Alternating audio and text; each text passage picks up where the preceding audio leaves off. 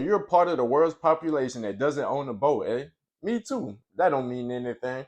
So maybe you want to catch more fish. Maybe you want to catch bigger fish. Maybe you're just watching videos of these guys slamming these bass and you're just like, why can't that be me? Trust me, man, I've been there. Today, I'm going to help you catch more fish, get them on the bank, and we're going to get them reeled in. And if you haven't seen part 1 and part 2, feel free to check it out so you can get all caught up with today's video because we have a lot to discover. Let's get right into it. The first common mistake that a lot of bank anglers make is simply not fishing a bait caster. Don't get me wrong, a spinning reel is great and spinning reel works well in a lot of situations and is definitely a great way to get started on the water. But if you're serious about expanding your techniques and stepping your game up a notch, then adding a bait caster to your arsenal is a must. Just to name a few advantages of having a bait caster: they can hold heavier line, they can fish heavier lures more effectively, they have better casting accuracy, and they have faster gear ratios. The only reason I don't really like a spinning rod, in every situation there's a time and place for both, is because I can't stroke a jig out the bottom when needed for that reaction bite from that big girl. I can't throw a heavy half-ounce lipless across the lake, and I can't burn it back in because the gear ratios on spinning reels are just too slow. And when you're throwing a lipless crankbait, you usually want to reel them pretty darn fast when you're fishing from the bank, because everyone knows if you let that thing touch that bottom, if you got a lot of structure, you're going to get snagged, you're going to lose your money, and your lure gone forever. So you need that faster gear ratio to be able to burn that lure back, and so you don't lose any money and get hung up on the bottom.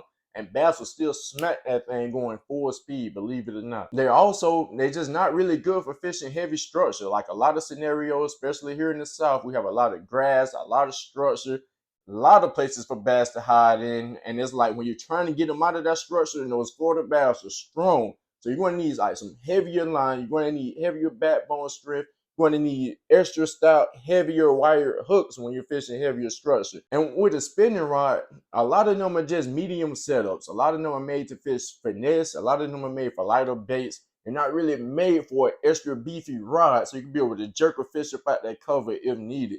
And when you're driving them out that cover, you need that extra backbone from a medium heavy or maybe even a heavy bait caster rod so you can be able to drive that hook set. And especially if you're fishing a heavier wire hook, you're definitely going to need that extra backbone strength to drive it in there 100%. If you're fishing a medium rod, you're going to lose that fish 5 times out of 10, especially if you're whipping you all around that structure and cover. So me personally, I just prefer a bait caster. You get the better beefy rods, better cast distance, faster gear ratios. I can fish with heavier lines in that heavy structure. So I just feel like I said, there's a time and place for everything, but you definitely got to add it to the arsenal.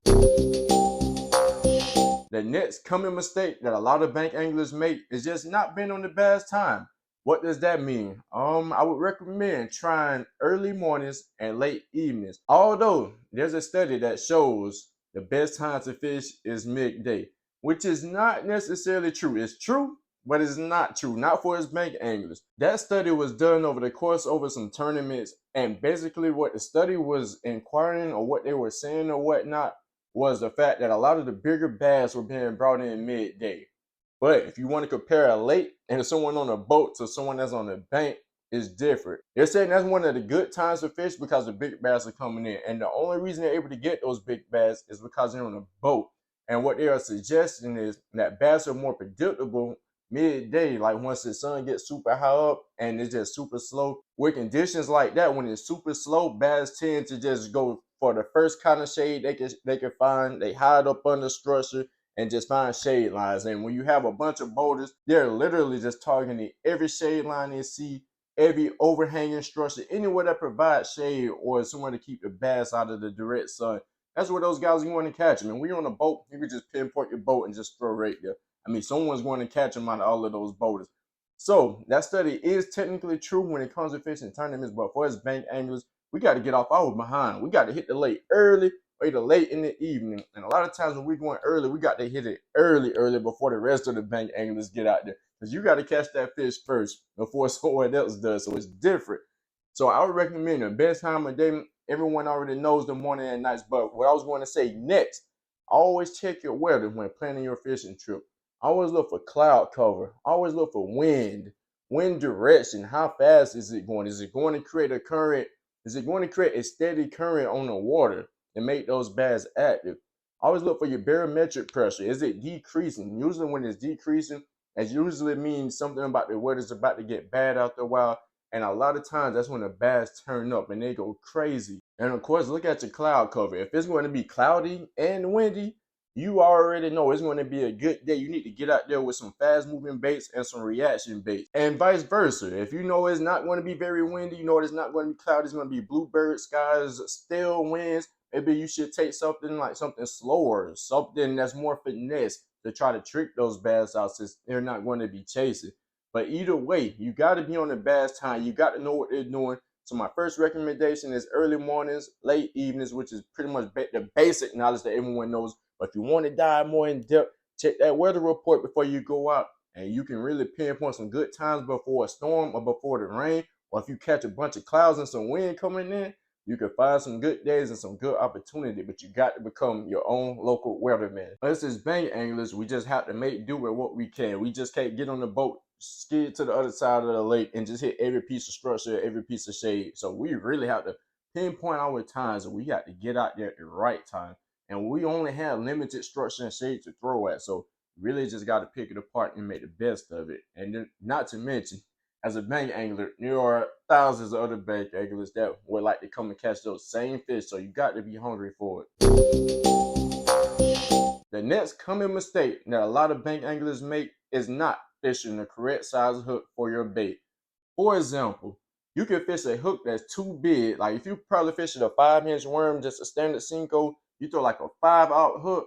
That hook is generally too big and it's going to even be a little heavy and bulky, and it's going to take away from the action on your lure. Or if you fish a swim bait, and if you fish a hook that is just about the same length as a swim bait, you're going to take away a lot of action from that boot tail. You really need to be careful when you're choosing which size hook for your baits. You can choose one that's too small, and then you're going to miss a lot of fish at short strike.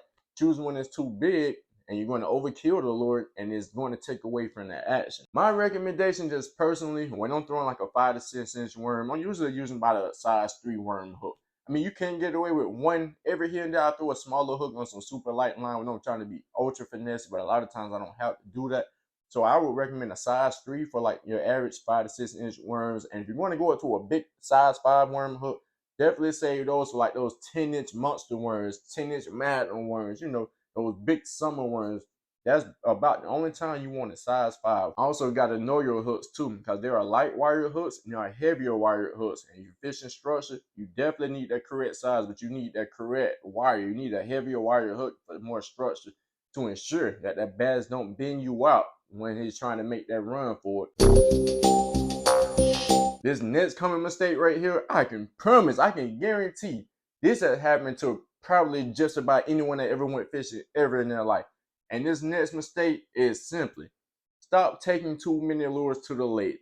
Don't overthink it. Overthinking and overcomplicating things, it just slows you down in the long run. When you bring too many lures, when you bring a lot of selection, your brain starts to get fried. You might throw a lure out for 5 casts. You see you're not getting big. You're like, man, I got to cut this. I got to change this. No, stop doing that. I used to do that 1,000 times a day. It just wears you out. It wears you out mentally, physically, and it slows you down. And it's keeping you from covering water when you're looking for active bass. If you're throwing a bait that you have confidence in, they're not biting, it's just not there. It's simple sometimes. You can't overthink. I know we want to change everything. We want to try to control everything, but man, I've changed 1,000 lures 1,000 times, still end up with 0 fish. So I'm just telling you now, do not waste a lot of your time when you can be spending that time covering water and finding fish that are willing to bite. My favorite way to counteract this is like what I mentioned earlier. Check your local weather report. It's going to tell you what kind of baits you need to throw. It's going to tell you what kind of day is going to be. And you know if you need to bring reaction baits or finesse or slower moving baits. On any typical day, I usually like to bring you one bait that I can power fish. And I'm usually going to bring me some kind of spinning rod just to back that up, some kind of finesse in case I miss some fish or they just simply not chasing and I know they're not active. Then I'm going to drop down to that spinning rod with some kind of finesse. And I feel like if they don't hit that, if they don't hit your favorite company's bait and they don't hit your finesse bait, it's just not the day for it. Simple as that. Now, if you want me to make a dedicated video for what lures to throw on any given day, and just let me know. Drop it down in the comments. I got you. But let's keep moving. The last common mistake that a lot of bank anglers make is taking too many lure colors to the water with them. Yeah, I know this kind of leads back to the last point I was just speaking of, but always remember that there are thousands of colors on the market and they are designed to catch fishermen, which is us, and not fish. They're designed to take your money. I promise you that. So let's take it back to the last tip. Let's not overthink things. That's not going to break the bank. That's not going to pay all of these companies all money. If you're like me, I like to save my money and I do not like spending it if I don't have to. I promise you that. So what I recommend, choose 3 of your favorite colors. 3 colors that work great all across the country. From pros to tournament anglers to bank anglers, they all would tell you green. Green has to be one of the best colors, probably one of the original colors in bass fishing. Just a green pumpkin or green watermelon red or something.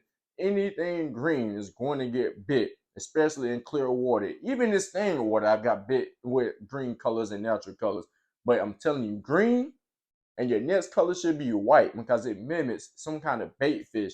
And white definitely works in natural clear water and clear lakes. And it just mimics a bait fish very well. And it has this particular pearl that shine toward when the sun hits. So a lot of guys recommend throwing it midday when the sun is up. And it says something about the way that sun reflects out at white. It looks very natural in the watercolor. So green, white, and for your super duper dirty and stained conditions, throw black and blue. Here down south, a lot of the water has this stained tea color or just this brown murky color. Now black and blue is going to get seen from a distance in any pond, lake, or body of water, but you generally want to bring it when the visibility in the water color is super low. Because bass are going to see it in clear water too, but it just doesn't look as natural or realistic. So a lot of times you want to throw it in those stained or murky water conditions.